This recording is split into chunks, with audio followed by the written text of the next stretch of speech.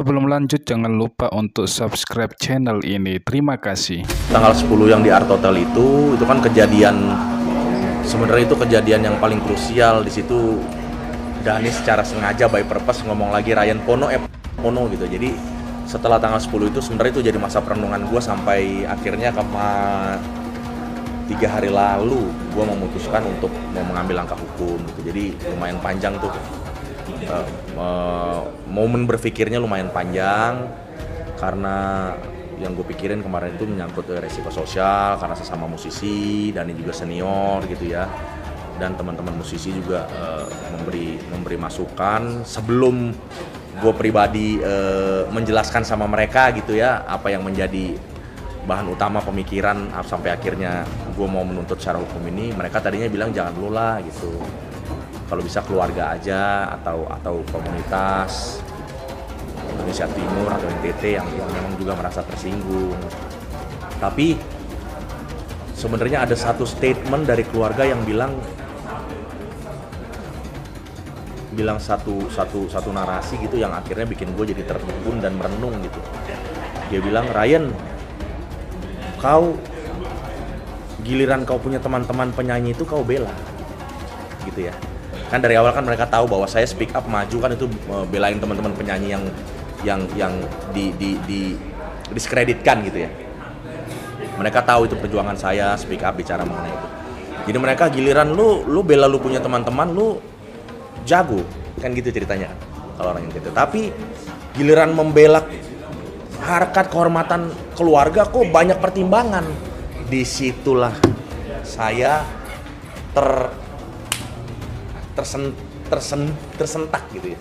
Mungkin ini adalah penghinaan ringan gitu ya, tapi ini menjadi tidak ringan ketika ini dilakukan oleh seorang anggota dewan, seorang pejabat publik yang di dalam jabatan itu ada marwah yang harus dijaga kan, ada citra baik yang harus dijaga.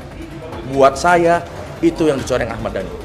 Ya nggak apa-apa kan, setiap orang punya hak dalam hukum kan. Ya sama seperti Undang-Undang Hak Cipta kan juga dilaporkan ke MK, ya sama aja, semua orang berhak. Undang-Undang Hak Cipta kan pasal 9 dan pasal 113 kan juga dilaporkan ke Mahkamah Konstitusi oleh Visi, kan sama aja lah. Mungkin saya harus melepaskan kepentingan saya gitu untuk berdiri step up untuk membela kehormatan keluarga saya, karena marga itu buat kami orang NTT gitu itu adalah menyangkut kehormatan, menyangkut adat istiadat, menyangkut juga leluhur juga, ancestor gitu ya. Jadi dan kebetulan ini nggak ngarang, memang ini kenyataan bahwa marga Pono itu marga raja-raja di Sabu. Jadi sebenarnya Pono ini awalnya Raja Pono, tapi rajanya dihilangkan jadi Pono gitu. Jadi menyangkut kehormatan ini kan nggak urusan strata sosial ya, nggak urusan kaya miskin, nggak urusan siapa yang pejabat siapa yang bukan. Semua manusia yang lahir dari keluarga adalah manusia terhormat yang harus dihargai.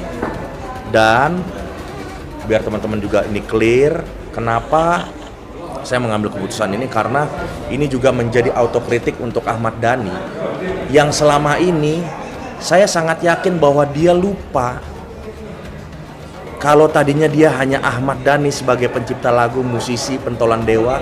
Hari ini dia punya satu entitas yang bertambah dalam dirinya, yaitu adalah Ahmad Dhani sebagai anggota DPR RI dari sebuah partai penguasa. Saya mau bilang gini teman-teman, semakin tinggi posisi seseorang, apalagi secara politik, anggota dewan, dia dekat penguasa, harusnya semakin terbatas dia punya perilakunya gitu ya.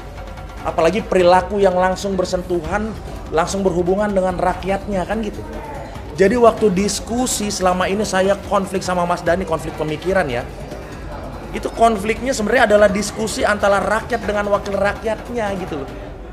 Nah Ahmad Dhani paham ini apa enggak saya nggak tahu.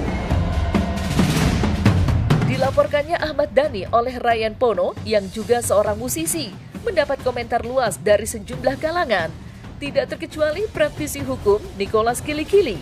Bagi Niko, keputusan Ryan melaporkan Ahmad Dhani merupakan keputusan yang tepat. Mengingat Ahmad Dhani kini tidak hanya dikenal sebagai musisi, tetapi juga pejabat publik, yakni anggota DPR RI. Dan berikut pandangan hukum terkait dilaporkannya Ahmad Dhani oleh Ryan Pono. Dan atas kasus tersebut, apa yang perlu dilakukan Ahmad Dhani? Bukan hanya sebagai public figure, tetapi juga sebagai wakil rakyat. Saya pikir itu tepat ya. Bisa saja masyarakat NTT bisa berdiri semua, mereka bisa bikin hukum adat ke Ahmad Dhani. Tapi ya kita lihat mungkin karena dia sudah lahir besar di Jakarta, sehingga dia mengerti, dia paham tentang hukum positif, ya kan? Dia menggunakan hukum positif untuk melaporkan Ahmad Dhani. Karena kita juga harus berhati-hati soal ada hukum adat, ada juga hukum positif, hukum negara ya. Nah, di sana, di Sabu juga, di NTT sana, mereka punya adat tersendiri yang mengatur soal pelecehan marga ini. Jadi bisa saja Ahmad Dhani itu diadatin sama orang-orang yang timur, Indonesia Timur itu. Khususnya orang NTT, khususnya lagi Sabu. Harusnya dia sebagai wakil rakyat, dia harus mencontohkan yang baik. Karena dia adalah public figure. Selain public figure, dia adalah abdi negara. Namanya juga wakil rakyat.